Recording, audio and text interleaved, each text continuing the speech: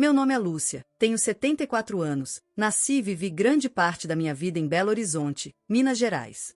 Hoje, olhando para trás, percebo como os primeiros anos da nossa vida moldam tudo, mesmo quando a gente não se dá conta na hora. Tive uma infância linda, daquelas de revista, sabe? Eu era filha única de um casal que se amava muito e que me amava ainda mais. Papai era engenheiro civil, mamãe era professora de piano, uma mulher doce, elegante, de fala calma e firme.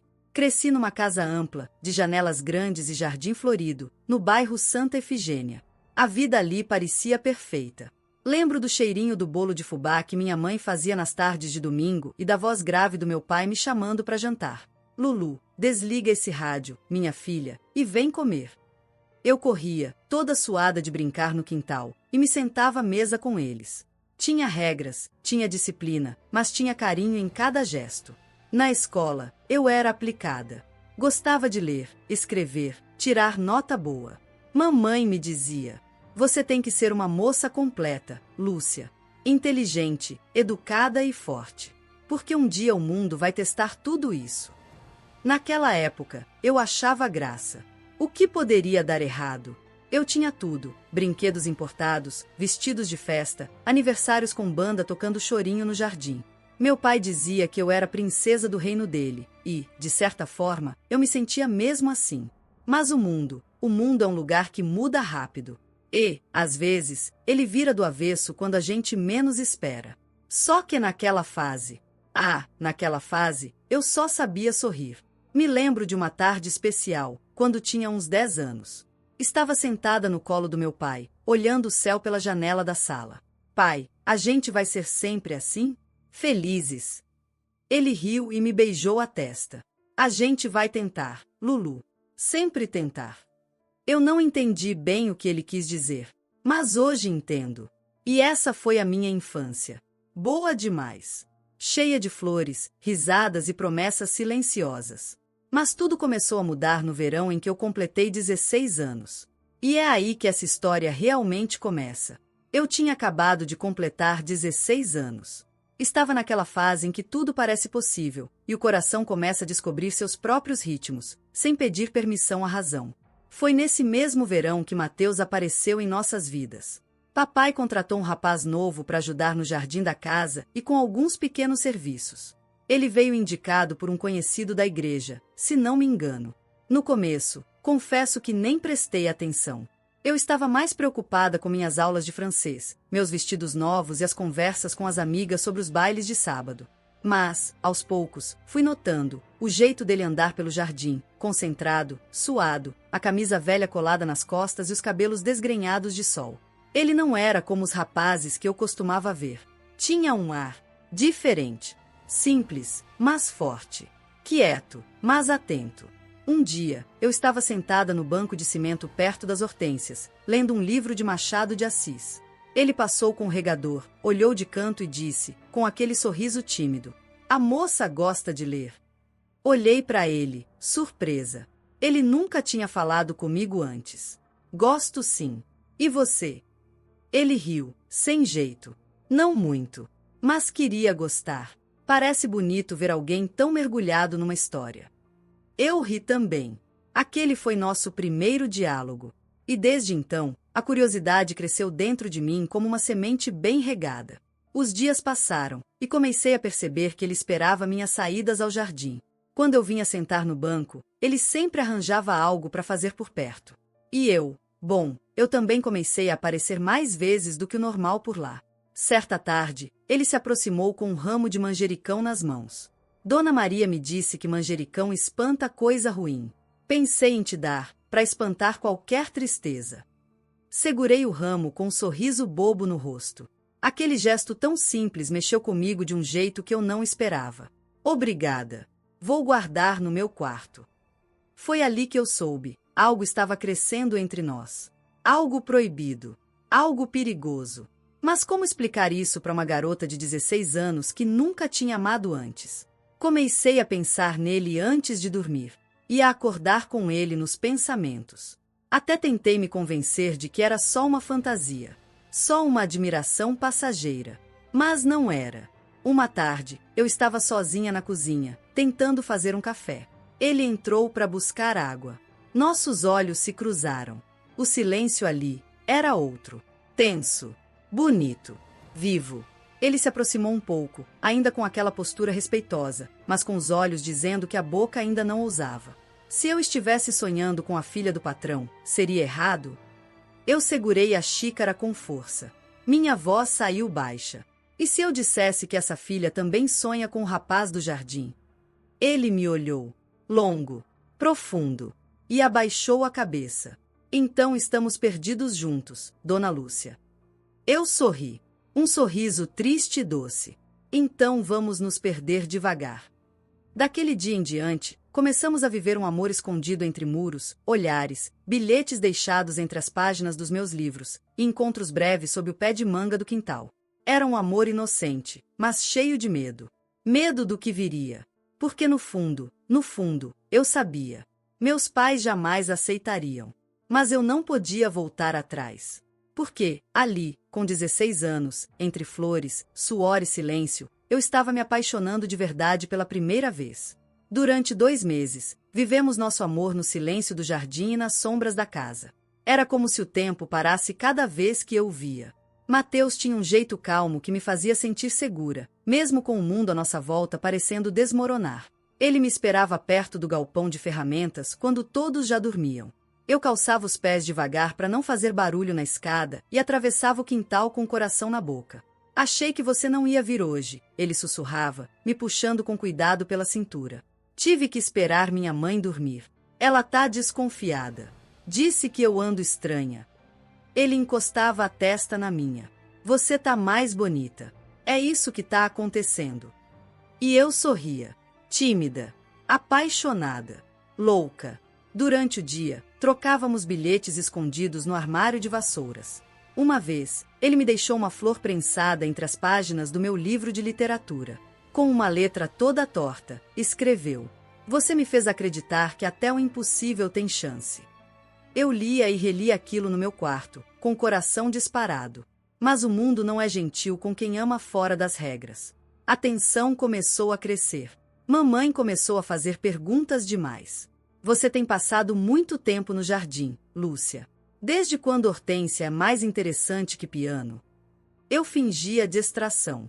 É só ar puro, mãe. A casa tá abafada ultimamente. Mas ela não era boba. E papai também não. Foi numa sexta-feira à tarde, perto do entardecer. Eu estava no galpão com Mateus. Ele segurava minha mão. Estávamos falando de um futuro que nem sabíamos se era possível. Será que um dia vamos poder andar de mãos dadas na rua, sem medo? Perguntei. Ele me olhou nos olhos e respondeu: "Se depender de mim, vamos andar até de braços dados." Mas a senhora sua mãe ia me matar só de pensar nisso. Rimos, mas era riso nervoso, triste, de quem já sente o fim se aproximando. Foi então que a porta se abriu com força. O barulho do trinco batendo na parede ainda ecoa na minha memória. O que está acontecendo aqui? A voz do meu pai cortou o ar como uma faca. Fiquei paralisada. Mateus se afastou de mim num pulo. Meu pai estava vermelho, com os olhos cheios de fúria. Mamãe apareceu logo atrás, pálida como papel. "Lúcia, entra. Agora." Tentei dizer algo, mas ele já gritava com Mateus. "Você tá demitido, seu moleque. Saia da minha casa antes que eu chame a polícia." E foi assim que tudo desabou. Naquela noite, meus pais me trancaram no quarto. Mamãe chorava no corredor, dizendo: "Como você pôde, Lúcia?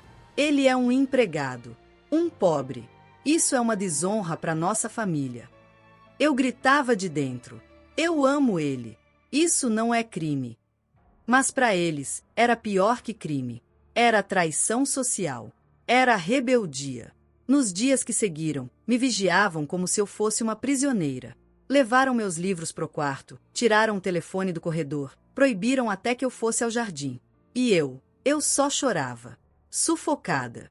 Mas o que eles não sabiam é que o amor não morre só porque alguém manda. Pelo contrário, quando proibido, ele cria raízes ainda mais fundas. E mesmo naquele cárcere dourado, eu já fazia planos, eu encontraria uma forma de vê-lo. Nem que fosse a última coisa que eu fizesse. Os dias depois daquele flagra foram um tormento. Meus pais transformaram a casa onde eu cresci, aquele lar cheio de risos e música, num lugar frio, silencioso, vigiado. Mamãe mal falava comigo. Quando falava, era com desprezo. Papai, então, nem me olhava mais nos olhos. Na primeira semana, eu me recusei a comer. Sentava à mesa, empurrava comida e subia pro quarto. Mamãe dizia com frieza: a menina resolveu fazer greve agora. Só falta desmaiar para chamar atenção. E papai, sem tirar os olhos do prato: quem faz escolha errada, aprende com fome. Mas eles não entendiam. Aquilo não era rebeldia. Era amor. Era dor. Mesmo assim, eu e Mateus demos um jeito. Sempre existe uma fresta. Um modo de escapar. E o nosso era pelo quintal do vizinho dos fundos, o seu Durval, que dormia cedo e deixava o portão da horta destrancado. Eu esperava a casa silenciar e, com o coração na garganta, escalava o muro da lavanderia, sujando a barra da camisola e arranhando os joelhos. Do outro lado, Mateus me esperava, escondido perto do campo de terra onde os meninos jogavam bola de dia. Ele me recebia com um abraço apertado, como quem segura um tesouro fugido do mundo. Você não devia estar aqui, Lúcia, ele sempre dizia, preocupado. E você devia estar no meu lugar? Preso, sem saber se eu tô viva ou morta. Ele suspirava fundo, me apertava mais forte, e a gente ficava ali, sem muitas palavras. Só existindo, amando, resistindo. Esse ritual secreto durou 2 meses. Foram os 2 meses mais intensos e contraditórios da minha vida. Medo e alegria, culpa e coragem, tudo ao mesmo tempo. Mas como tudo que é escondido, um dia acaba vindo à tona. Foi numa manhã de segunda-feira. Lembro até do cheiro do pão quentinho que a cozinheira havia acabado de tirar do forno. Eu desci com os olhos inchados, tinha chorado a noite inteira. Papai estava na sala lendo jornal, como sempre. Mamãe passava o café. Tudo parecia normal. Até que a campainha tocou. Deve ser o leiteiro, disse mamãe, caminhando até a porta. Ela abriu, e lá estava Mateus. Cabelo molhado de suor, rosto aflito, camisa suja. Dona Maria, por favor, eu só quero falar com a Lúcia. Eu preciso ver ela. Foi como se o tempo congelasse. Mamãe soltou a porta e recuou 2 passos, em choque. O que você está fazendo aqui, seu insolente? Você perdeu o juízo? Eu desci correndo ao ouvir a voz dele. Quando cheguei à sala, vi a cena. Meu pai já de pé, o rosto vermelho, as mãos tremendo de raiva. Você tem ideia do que fez, moleque? Ele gritou. Você veio aqui para desafiar minha casa de novo? Eu só quero falar com ela. Só isso. Mateus respondeu, firme, mas contido. Você não vai falar nada. E você? Ele se virou para mim. Suba agora ou vai sair dessa casa sem nenhuma peça de roupa. Eu amo ele, pai. Gritei, com a alma sangrando. Não importa o que você faça, eu não vou deixar de amar. Meu pai se aproximou, os olhos faiscando de raiva. Mamãe tentou segurá-lo pelo braço. Carlos, por favor. Mas ele me empurrou com força. Não cheguei a cair, mas tropecei e bati com o ombro no batente da porta. Foi a primeira vez que meu pai encostou a mão em mim. E naquele momento, algo dentro de mim se partiu. De vez. Mateus gritou, tentou me alcançar, mas meu pai o empurrou para fora da casa com violência e bateu a porta. Essa vergonha acabou. Se você insistir em vê-lo de novo, Lúcia, pode arrumar suas coisas e sair dessa casa. Eu subi pro quarto tremendo, chorando como uma criança. Mas o que ele não sabia é que eu já estava decidida a ir embora mesmo. Naquela noite, depois do confronto com meu pai, fiquei sentada no chão do quarto, abraçada aos joelhos. As luzes estavam apagadas, mas minha mente girava como um redemoinho. O ombro ainda doía da pancada na porta, mas o que mais doía era meu coração. Me sentia uma estranha dentro da casa onde cresci. A filha obediente, educada, que sempre quis fazer tudo certo, já não existia mais. Eu sabia que não havia volta. Então decidi, eu ia embora. Esperei a madrugada. Peguei minha pequena mala azul, aquela mesma que mamãe usava quando viajávamos para visitar os tios em Minas. Coloquei dentro algumas roupas, uns trocados escondidos no fundo da gaveta e uma fotografia da família, de quando tudo ainda era amor. Escrevi uma carta curta, com a mão tremendo. Mamãe, papai, sei que não é isso que vocês sonharam para mim. Mas é com ele que eu quero viver. Mesmo que seja difícil. Eu amo vocês, mas agora preciso amar a mim também. Lúcia. Saí pela janela do quarto, como tantas vezes antes, mas naquela noite eu não voltaria. Mateus me esperava na esquina, com o velho casaco cinza jogado sobre os ombros. Tem certeza, Lúcia? Sua vida vai mudar para sempre. Ela já mudou, Mateus. Só estou indo atrás do que sobrou de mim. Ele me abraçou como quem tenta proteger do mundo, mas a gente sabia. Estávamos indo de peito aberto rumo ao desconhecido. Fomos direto para a casa dele, num bairro simples de Olinda, bem diferente do nosso, com ruas de barro e crianças brincando até tarde. Eu nunca tinha estado ali antes, e tudo me parecia pequeno demais, apertado demais, mas eu não me importava. Eu estava com ele. A mãe dele, Dona Celina, nos recebeu à porta com a expressão fechada. O que essa menina tá fazendo aqui a essas horas? Ela veio morar com a gente, mãe. Disse Mateus, firme. Ela me olhou de cima a baixo, como quem examina um fardo. Morar? Aqui não é hotel de madame, não. E você, garota, tá achando que amor bota comida na mesa? Eu respirei fundo. Não respondi. Apenas abaixei a cabeça. Mas por dentro, jurei que ia aguentar. Por nós dois. Nos dias que seguiram, tentei me adaptar. A casa era pequena, 2 quartos, uma cozinha com fogão de lenha e banheiro no quintal. O irmão mais novo de Mateus, João, morava ali também. Era um garoto calado, mas me tratava com respeito. No início, Dona Celina até fingia simpatia. Quer café, Lúcia? Aproveita enquanto tá quente. Quero sim, obrigada. Mas bastaram alguns dias para as máscaras caírem. Ela começou a implicar com tudo. Meu jeito de lavar roupa, de limpar o chão, de cozinhar. Você não sabe nem temperar feijão, criatura? Isso que dá menina mimada querer brincar de pobre. E eu engolia tudo. Em silêncio. Por amor. Por fé num futuro melhor. Mateus fazia o que podia. Trabalhava de sol a sol numa oficina. Chegava cansado, mas sempre com um sorriso para mim. Não liga para ela. Ela é dura com todo mundo. Eu sei, mas às vezes parece que ela me odeia, Mateus. Ela vai mudar. Quando ver que você é diferente, que tá aqui por amor. Mas as coisas só pioraram. E algo ainda maior estava prestes a acontecer. Um dia, enquanto lavava roupas no tanque do quintal, senti uma tontura forte. A vista escureceu por alguns segundos. Me apoiei no muro e respirei fundo. Meu corpo já me dava sinais, mas foi só no mês seguinte que tive certeza. Eu estava grávida. Eu não sabia se chorava ou sorria. Grávida. Na minha cabeça, parecia uma palavra bonita. Um milagre, uma continuação do amor que eu sentia por Mateus. Mas dentro da realidade onde eu vivia, parecia mais uma sentença. Esperei 2 dias para contar. Mateus chegou do trabalho com as mãos sujas de graxa e os olhos cansados. Sentei ao lado dele na beirada da cama, o coração disparando. Mateus, eu tô grávida. Ele ficou em silêncio por alguns segundos. Olhou para mim como se estivesse tentando confirmar que tinha escutado direito. Você tem certeza? Assenti com a cabeça, os olhos cheios d'água. Sim, fiz o teste. E já sinto no meu corpo, eu sei que é verdade. Ele me abraçou. Ficamos assim por um tempo. O silêncio era pesado, mas não era de rejeição, era de medo. A gente vai dar um jeito, Lúcia. Eu juro. Pode não ser o que você sonhou, mas esse bebê vai ter amor. Foi o que eu precisava ouvir. No dia seguinte, Dona Celina soube da notícia. E se havia algo pior que a raiva dela, era o desprezo. Ela ficou em pé na cozinha, com o pano de prato no ombro, os olhos estreitos de julgamento. Grávida? Já!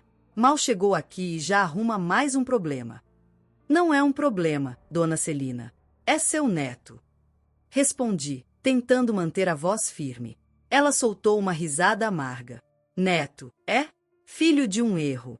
De um namoro que nunca devia ter acontecido. Você só tá aqui porque destruiu a vida do meu filho. Ele tinha emprego, tinha respeito. Agora olha a situação. Mateus ouviu a discussão e entrou na cozinha com a testa franzida. Mãe, chega. A senhora não vai falar com ela assim. Não, meu filho. Agora você escuta. Essa menina não trouxe nada além de desgraça. E agora vai botar mais uma boca para alimentar dentro da minha casa? Quem vai sustentar? Eu. Eu vou sustentar. Ele gritou.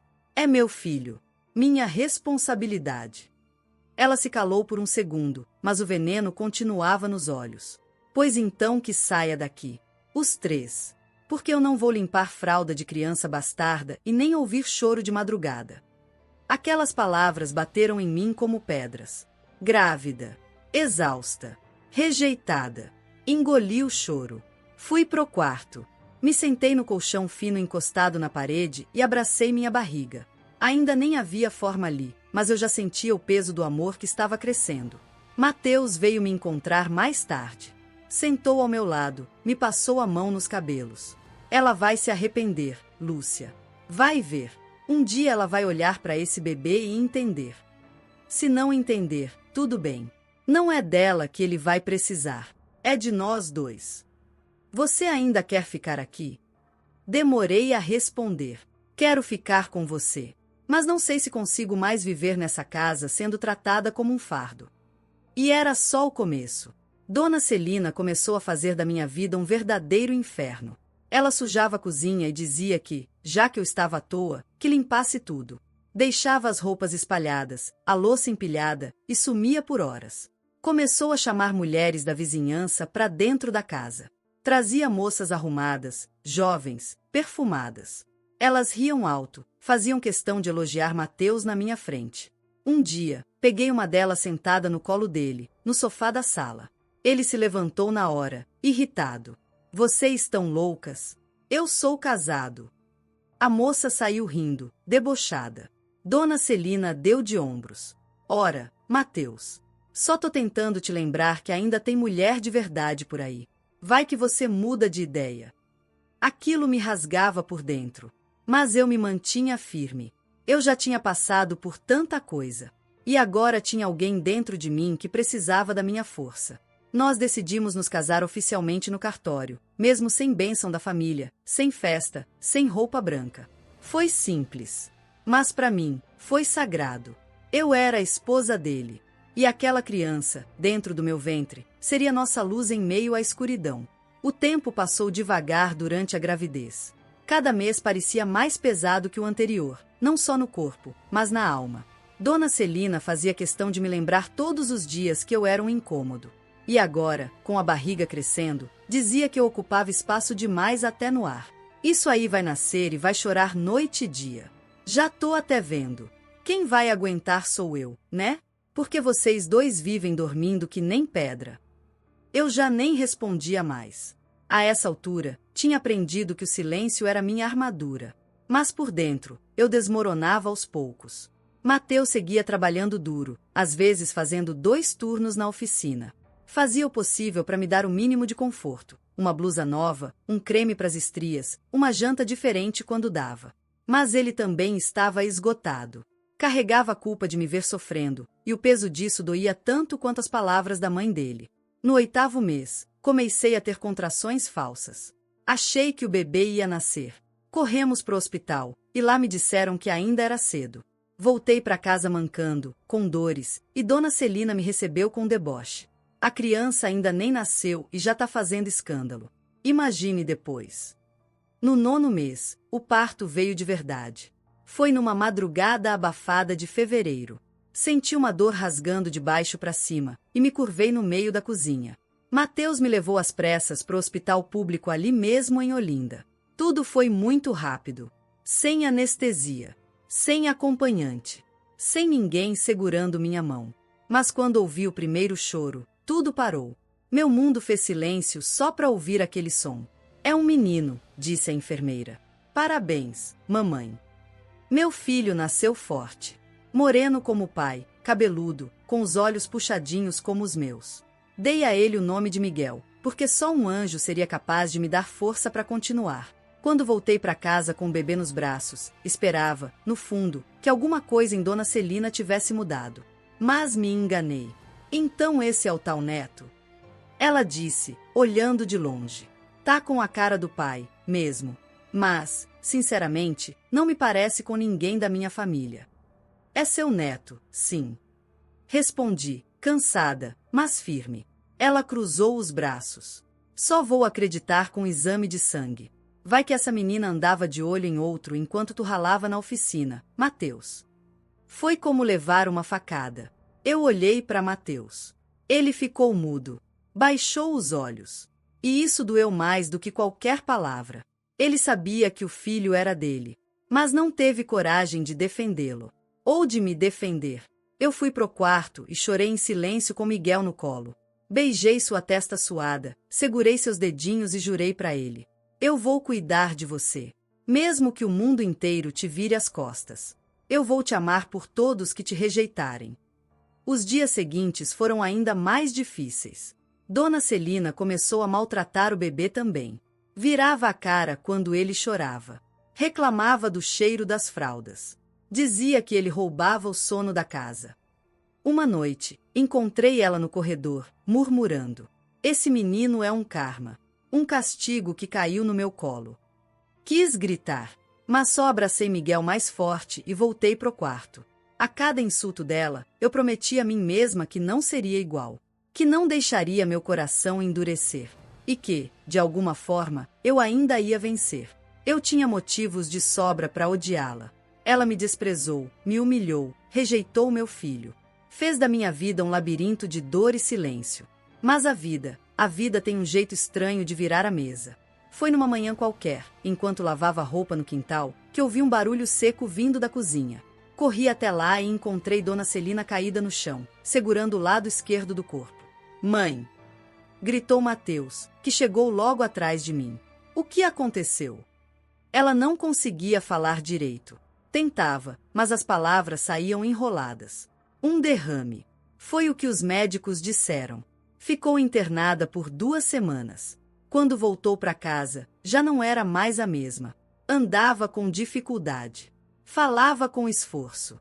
Precisava de ajuda para se levantar, se vestir, tomar banho. E adivinha quem acabou sendo essa ajuda? Sim, eu. Você não precisa fazer isso, Lúcia. Disse Mateus, no 3º dia depois que ela voltou. Preciso, sim. Respondi, pegando a tigela de sopa e o paninho que usava para limpar a boca dela. Ela é sua mãe. E mesmo com tudo que me fez, eu não sou igual a ela. Ele me olhou como quem tenta entender de onde vem tanta força. Nem eu sabia direito. Os dias foram se arrastando. Eu trocava as fraldas dela, ajudava a escovar os dentes, penteava seus cabelos. Ela raramente falava. Quando falava, era quase sempre com os olhos. Mas havia algo ali, um certo incômodo no jeito como ela me olhava. Uma tarde, enquanto eu a ajudava a deitar, ela segurou meu braço com a mão trêmula. Por quê? Ela sussurrou. Por quê? O quê? Perguntei, surpresa por ouvir algo saindo dela. Por que você cuida de mim? Fiquei parada por um momento. Aquela era a primeira vez que ela me perguntava algo que não fosse com veneno na voz. Porque eu sei o que é ser tratada como se não valesse nada. E eu não vou fazer o mesmo com você. Ela olhou para mim, os olhos úmidos, sem conseguir conter uma lágrima. Eu fui má. Foi, sim. Eu disse com firmeza, mas sem rancor. Mas agora a senhora tá aqui. E eu tô cuidando. Porque não vou deixar que seu último olhar sobre mim seja o de desprezo. Ela fechou os olhos. E ali, no silêncio daquele quarto apertado, entre a dor, a culpa e o cuidado, algo mudou. No passar das semanas, a dureza no olhar dela foi se dissolvendo. Às vezes, pegava Miguel no colo, em silêncio, e apenas o olhava. Ela nunca pediu desculpas. Nunca disse me perdoa. Mas eu percebi, no fundo dos seus olhos gastos, que o remorso morava ali. E aquilo bastava para mim. Anos se passaram. Miguel já estava com 7 anos. Um menino doce, educado e curioso, puxou ao pai no jeito calmo e a mim no gênio forte. A casa ainda era simples, mas agora era mais nossa. Mateus conseguiu montar uma pequena oficina no quintal dos fundos, e eu vendia bolos e pães caseiros para as vizinhas. E Dona Celina, bem, ela já não falava muito. Depois do AVC, ficou mais calada, e os olhos já não tinham aquela arrogância de antes. Eu cuidava dela, todos os dias, como se fosse minha obrigação mais nobre. Mas havia algo que ainda pesava no meu peito, meus pais. Desde o dia em que fui expulsa de casa, nunca mais nos vimos. Nenhum telefonema, nenhuma visita, nenhuma notícia. Só o silêncio e a dor que ele carregava. Até que um dia, uma senhora apareceu na minha porta. Era a antiga vizinha da minha mãe, Dona Regina. Estava mais velha, mas o rosto era inconfundível. Lúcia? Minha filha, quase não te reconheci. Oi, Dona Regina. Que surpresa! Ela sorriu, mas logo o semblante ficou sério. Eu vim por um motivo. Seus pais me pediram para dizer que gostariam de ver você. Estão mais velhos, doentes, cansados e com saudade. Senti um frio no estômago. A memória daqueles gritos, do olhar duro do meu pai, da humilhação, tudo voltou como uma onda. Eles sabem onde eu moro esse tempo todo, e só agora. Falei, tentando esconder a mágoa. Ela segurou minha mão. Eles se arrependem, Lúcia. Teu pai vive dizendo que errou, mas a vergonha o impedia de ir atrás. Ele é orgulhoso, você sabe. Fechei a porta com um nó na garganta. Passei a noite acordada, pensando. No dia seguinte, arrumei Miguel, prendi o cabelo num coque simples e fui. Bati na porta da casa onde cresci, com as mãos tremendo. Quem abriu foi minha mãe. Lúcia, ela sussurrou, a mão indo à boca. Minha filha. Os olhos dela se encheram de lágrimas. Eu fiquei ali, parada, como uma menina assustada. Mãe! Ela me abraçou.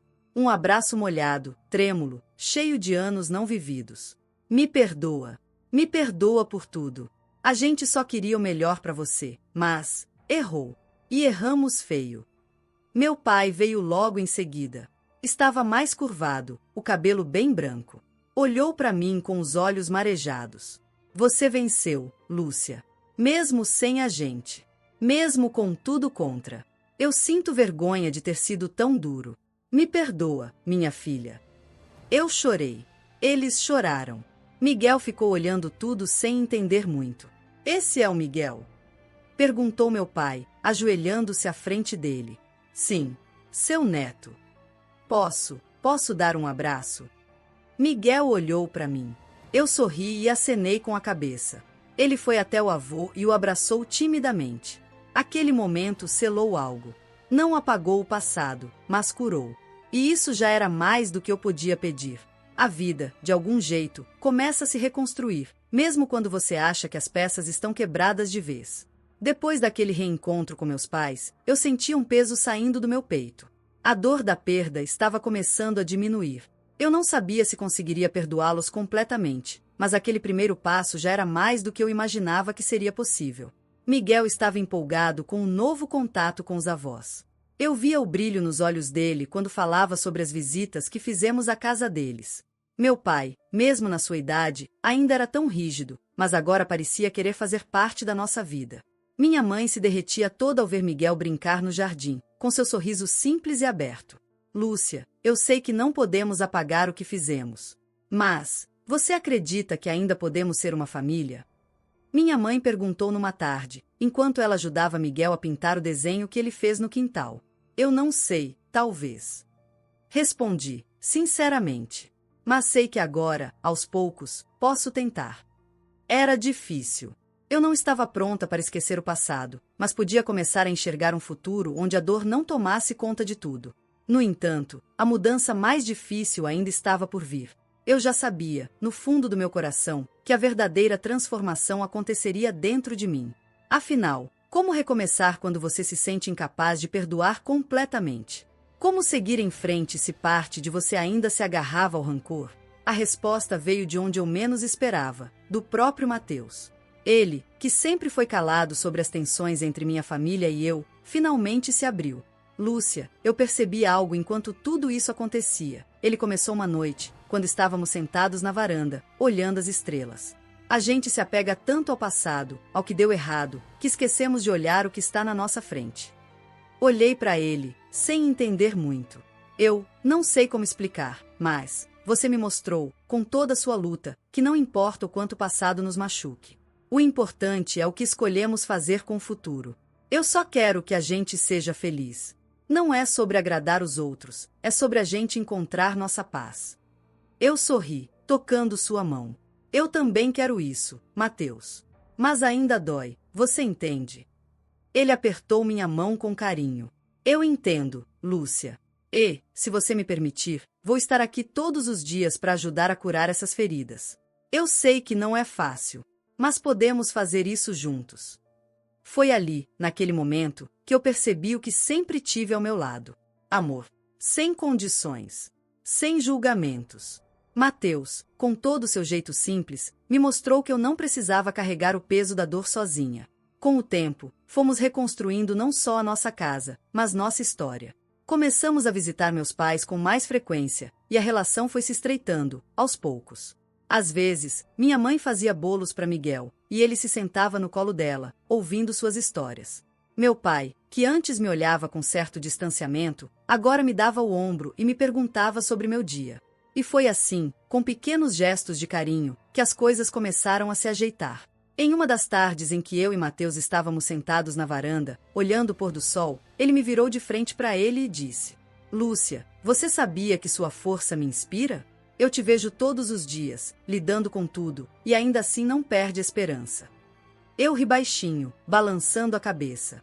Eu só sei que, quando a gente se ama, a gente tem que lutar. E eu tenho tanto amor dentro de mim agora, não só por você, mas por Miguel, pelos meus pais, pela vida que a gente construiu. Eu não quero deixar nada destruir isso. Ele me abraçou, e naquele momento senti uma paz que eu nunca tinha conhecido antes. O amor que eu buscava, que parecia tão distante, agora estava ao meu redor. A casa, o carinho de Mateus, os pequenos passos da reconciliação com meus pais. Tudo isso me fazia acreditar que, finalmente, eu estava no caminho certo. A vida, de algum jeito, começa a se reconstruir, mesmo quando você acha que as peças estão quebradas de vez. Depois daquele reencontro com meus pais, eu sentia um peso saindo do meu peito. A dor da perda estava começando a diminuir. Eu não sabia se conseguiria perdoá-los completamente, mas aquele primeiro passo já era mais do que eu imaginava que seria possível. Miguel estava empolgado com o novo contato com os avós. Eu via o brilho nos olhos dele quando falava sobre as visitas que fizemos à casa deles. Meu pai, mesmo na sua idade, ainda era tão rígido, mas agora parecia querer fazer parte da nossa vida. Minha mãe se derretia toda ao ver Miguel brincar no jardim, com seu sorriso simples e aberto. Lúcia, eu sei que não podemos apagar o que fizemos. Mas, você acredita que ainda podemos ser uma família? Minha mãe perguntou numa tarde, enquanto ela ajudava Miguel a pintar o desenho que ele fez no quintal. Eu não sei, talvez. Respondi, sinceramente. Mas sei que agora, aos poucos, posso tentar. Era difícil. Eu não estava pronta para esquecer o passado, mas podia começar a enxergar um futuro onde a dor não tomasse conta de tudo. No entanto, a mudança mais difícil ainda estava por vir. Eu já sabia, no fundo do meu coração, que a verdadeira transformação aconteceria dentro de mim. Afinal, como recomeçar quando você se sente incapaz de perdoar completamente? Como seguir em frente se parte de você ainda se agarrava ao rancor? A resposta veio de onde eu menos esperava, do próprio Mateus. Ele, que sempre foi calado sobre as tensões entre minha família e eu, finalmente se abriu. Lúcia, eu percebi algo enquanto tudo isso acontecia. Ele começou uma noite, quando estávamos sentados na varanda, olhando as estrelas. A gente se apega tanto ao passado, ao que deu errado, que esquecemos de olhar o que está na nossa frente. Olhei para ele, sem entender muito. Eu não sei como explicar, mas você me mostrou, com toda a sua luta, que não importa o quanto o passado nos machuque. O importante é o que escolhemos fazer com o futuro. Eu só quero que a gente seja feliz. Não é sobre agradar os outros, é sobre a gente encontrar nossa paz. Eu sorri, tocando sua mão. Eu também quero isso, Mateus. Mas ainda dói, você entende? Ele apertou minha mão com carinho. Eu entendo, Lúcia.